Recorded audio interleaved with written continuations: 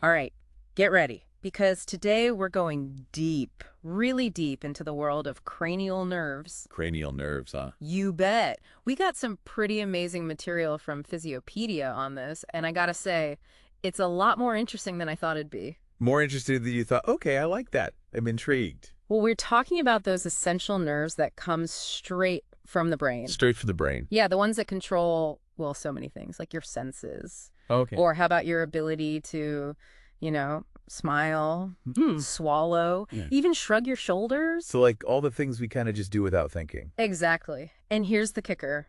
There are 12 of these power players, 12. Wow. each with its own Roman numeral. And they have a lot of functions, let me tell you. Okay, so 12 cranial nerves, all with Roman numerals. Right. So we've got our expert here to help us sort through this whole neural maze. Happy to help. You're going to break down the complex stuff, and I have a feeling reveal some mind-blowing connections. We'll see about that.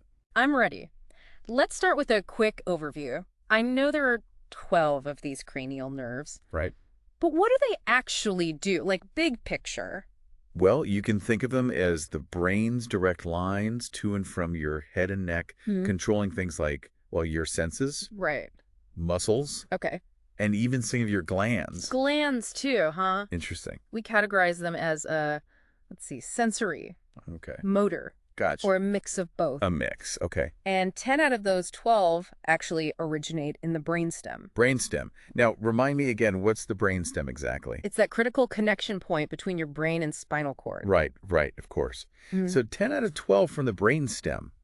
That's pretty interesting. So some of these nerves are bringing information to the brain. Exactly. Some are sending commands out to the muscles, Right. and some are doing both. Exactly. So it's like a two-way communication highway. That's a great way to put it. But what's really cool, I think, is how specialized each nerve is. Oh, absolutely. So let's hear about some of these specialists. I'm really curious about the ones involved in our senses. Our senses. Yeah, like, smell, Okay. taste, sight, Yeah. hearing, all that good stuff. Well, let's start with the olfactory nerve then. Olfactory nerve. That's cranial nerve. Cranial nerve? Okay.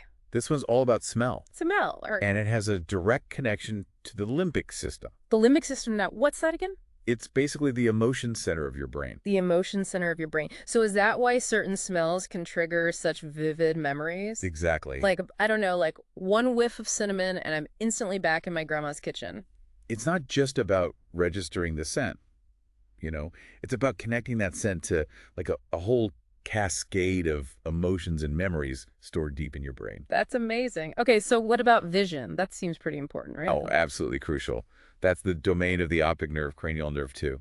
Optic nerve, cranial nerve 2. Got it. And it's responsible for transmitting all that visual information from your eyes to your brain. So basically allowing us to see. Yeah, allowing you to perceive light, color, and shapes. I remember reading in that Physiopedia article that any damage to the optic nerve can really impact your vision. Oh, yeah, it's true. Like, seriously impact it. The optic nerve is like a high-speed fiber optic cable carrying an incredible amount of data every second. Wow. And if that cable gets damaged, the information can't get through, Right. which can lead to anything from like blurry vision Yeah. to complete blindness. It makes you realize how fragile our sensory systems really are. Absolutely.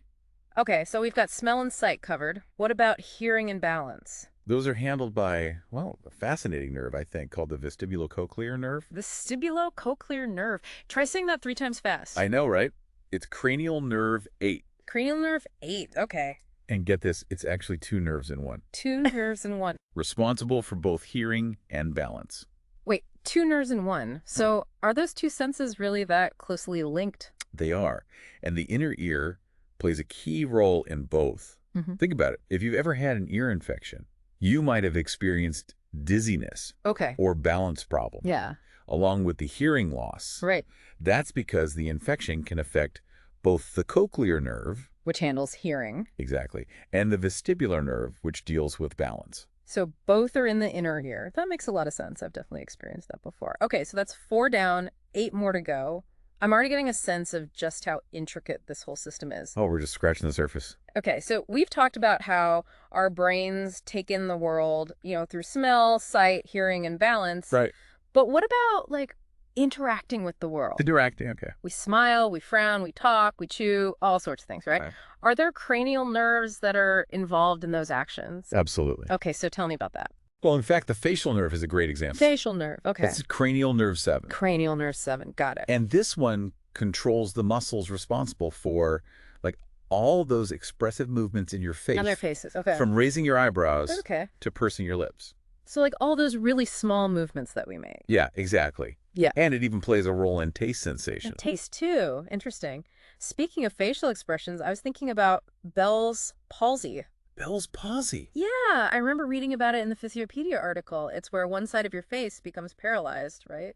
Yeah, it can be quite alarming. Alarming. Okay. It causes like facial drooping, Oh, wow. difficulty blinking, Hmm. and even problems speaking or eating. Wow. Really? Yeah. And it often occurs due to inflammation or damage to the facial nerve. To the facial nerve? So this Bell's palsy is really highlighting just how crucial the facial nerve is. Oh, absolutely. For all these everyday functions that we often take for granted. I know. It's amazing how something so tiny, like a little nerve, can have such a huge impact on how we live. So what other cranial nerves are involved in those everyday actions? Well, let's talk about the glossopharyngeal nerve. Glossopharyngeal nerve. All right, that's a mouthful. I know, cranial nerve iliacs. Cranial nerve iliacs. Okay. This one's got its fingers in a few pies, so to speak. Mm-hmm. Helps with swallowing, Okay. taste sensation from like the back of your tongue, Uh-huh. and even regulating blood pressure. Wait, so it's sensing taste, it's controlling muscles for swallowing, and it's sending signals to blood vessels. It's like a master multitasker or something. It really is. Yeah. And speaking of multitasking masters, the vagus nerve definitely takes the cake. Vagus nerve. Cranial nerve X. X, Roman numeral 10. Okay. It's the longest of the cranial nerves, you know, and it has this ridiculously wide range of functions. Wide range. Okay, like what? Like, Controlling your heart rate, wow. regulating digestion, Okay. helping you speak. Hold on. The vagus nerve helps with speech. I thought that was all about the vocal cords and, airflow from the lungs. Well, the vocal cords are definitely key, Right. but the vagus nerve actually plays a role in controlling, like, the muscles in your throat and larynx that help you articulate sounds clearly. It's like the conductor of an orchestra. Oh, I like that. So it makes sure all the instruments are in sync. Exactly. Okay, that's a really good analogy. So we've got this vagus nerve, this multitasking marvel. It's controlling vital functions like our heart rate and digestion. Right. But then it's also involved in these more like subtle actions like speaking and swallowing. It's incredible how all these systems are like so intertwined. Well, if you think about it, it makes sense, right? A lot of these functions are actually closely linked. Okay. For example, like your heart rate and breathing often increase when you're speaking or swallowing. Oh, yeah, that's true. And your vagus nerve helps coordinate all those changes. Wow, it's amazing to think about all these actions that seem so different are actually like really deeply connected. So let's recap. We've got the facial nerve. Right. That one controls expressions. Then we've got the glossopharyngeal nerve. Yes. And that's involved in swallowing and taste. Right. And then, of course, the vagus nerve, this multitasking marvel that seems to do a bit of everything. That's a good summary of those three. 3 down, 9 to go. Right. Are you ready to tackle the rest of these cranial nerves? We've still got those involved in, like, eye movements, Okay. shoulder shrugs, and tongue movements, too. Let's do it. All right. Let's start the ones that control eye movements. I think there are 3, right? You're right. 3. We've got the oculomotor nerve, Oculomotor. cranial nerve 3, Cranial nerve 3, okay. the trochlear nerve, Trochlear nerve. that's I, Okay. and the abducens nerve, Abducens. that's ZI. Mhm. And together they orchestrate all those precise and coordinated eye movements that we make. I never really thought about how complex eye movements actually are. It's true. Like, we take it for granted, Right. but keeping our eyes focused on a target while our head is moving or, smoothly tracking a moving object, that takes some serious coordination. It really does. And these 3 nerves are constantly working to make those movements happen seamlessly. Okay, so those are the oculomotor, trochlear, and abducens nerves. The eye movement specialists. Right, exactly. Now, what about the one that lets us shrug our shoulders? I remember that was mentioned in the Physiopedia article. Oh, you mean the accessory nerve. The accessory nerve, okay. Cranial nerve, XEI. Cranial nerve, SCI, got it. That controls the muscles in your neck and shoulders. Neck and shoulders, all right. That allow you to shrug, Okay. tilt your head, Uh-huh. and even turn your head from side to side. So it's not just about like dramatic shoulder shrugs, it's involved in all sorts of head and neck movements. Exactly. Think about how much you use those muscles throughout the day, Yeah, that's true. like looking over your shoulder, Right. nodding your head in agreement, Uh-huh. even just holding your head upright. The Wow. accessory nerve is quietly working, making it all happen. It's amazing how much we rely on these nerves without even realizing it. All right, we're down to the last one. What about the cranial nerve that controls tongue movements? Yes, the hypoglossal nerve. Hypogloss. That's cranial nerve 12. Cranial nerve 12, all right. And this is the nerve that allows you to stick out your tongue, Stick out your tongue. move it from side to side, Okay. and even shape it to form words. So it's not just about like, sticking your tongue out at someone. Well, I mean, you can do that too, Right, of course. but it's actually essential for like speech Okay. and swallowing as well. So really important functions. Very important. The hypoglossal nerve is a key player in all those complex movements that allow us to articulate words clearly and move food around in our mouths.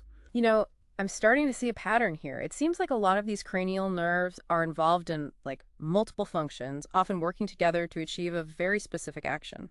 You're spot on. The cranial nerves, they don't operate in isolation. They're part of this incredibly intricate and interconnected network, constantly communicating and coordinating to like keep our bodies functioning smoothly. Wow. So we've covered all 12 cranial nerves. We've talked about their amazing functions. We did it.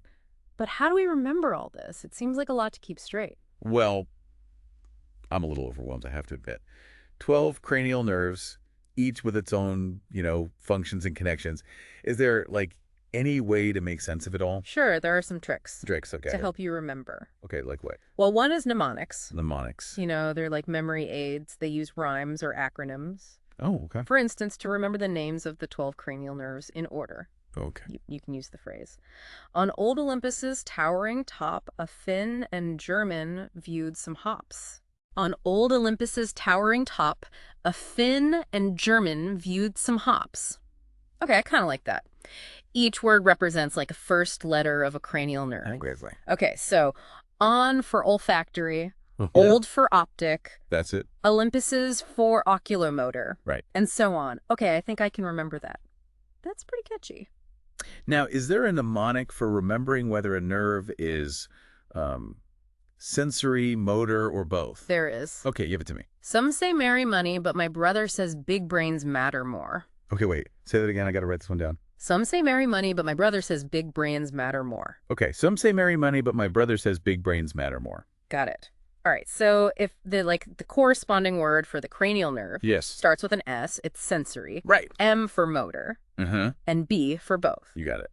These phonetics are lifesavers. So how do you like them? I'm definitely going to be using those. But beyond, just memorizing names and functions, why is it so important to understand cranial nerves from like a medical perspective? Well, it's all about diagnosis. Diagnosis, okay. When a patient comes in with, certain symptoms, Right. like let's say facial drooping Okay. or difficulty swallowing, Uh-huh.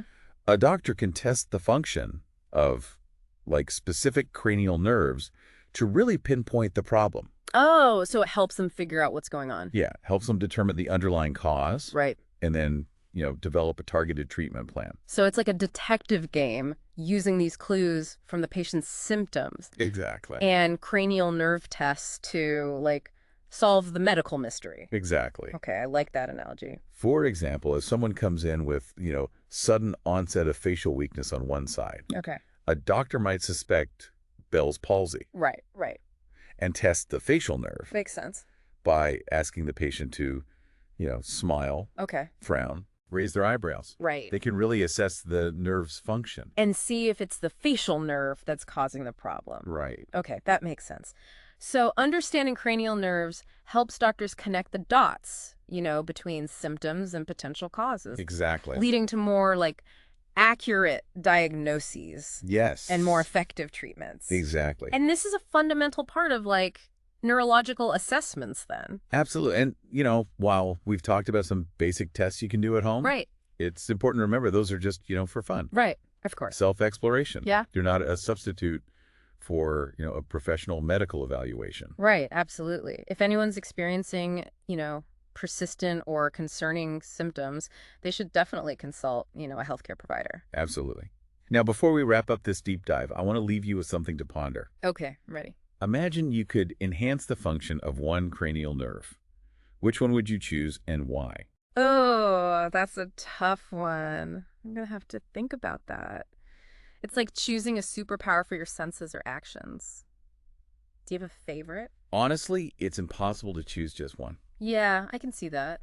Each cranial nerve is so fascinating Right. and essential in its own way. Yeah. Maybe instead of focusing on enhancing just one, we should, marvel at this intricate symphony of all 12 working together Yeah. to create our perception of reality Okay. and, our ability to interact with the world. That's a really good point. It's like an orchestra Yes. with each cranial nerve playing its own crucial part Right. in creating the music of our lives. Exactly. The olfactory nerve lets us, experience the world through scent. Ah. The optic nerve paints these vivid images in our minds. The Yes. facial nerve lets us, express a whole range of emotions. Right. The vestibulocochlear nerve immerses us in sound and keeps us balanced. It's truly remarkable. It really is. And think about all those other nerves, working behind the scenes, controlling eye movements, Yeah. allowing us to, chew and swallow, Uh-huh. regulating our heart rate and digestion. It's amazing. They're all essential players Yeah. in this intricate orchestra. This deep dive has been, so eye-opening. I'm glad to hear that. I feel like I have a whole new appreciation for these, often overlooked nerves that play such a vital role in our lives. It's always rewarding to, share my passion for the intricacies of the human body Yeah. and hopefully inspire others to marvel at the wonders within themselves. Well, I think it's safe to say that we've all learned a lot about cranial nerves today. I hope so. We've explored their fascinating functions, discovered some really helpful memory tricks. Mnemonics. Right, and even pondered, their clinical significance. And hopefully we've ignited a spark of curiosity Yeah, in our listeners, absolutely. encouraging them to continue, exploring the wonders of their own nervous systems. I know I'll never look at a simple smile or a sniff of coffee the same way again. And perhaps the next time you experience, a breathtaking sunset or lose yourself in a piece of music, Yeah. you'll take a moment to appreciate those cranial nerves Right. that make those experiences possible. I definitely will. This has been an incredible journey into the world of cranial nerves. Thank you so much for guiding us through this, fascinating landscape. It's been my absolute pleasure. And thank you to our listeners for joining us on this deep dive. Yeah, thanks for listening, everyone. Keep exploring, keep questioning, and keep marveling at the amazing complexities of your own body. Until next time, keep those cranial nerves firing, and we'll catch you on our next deep dive.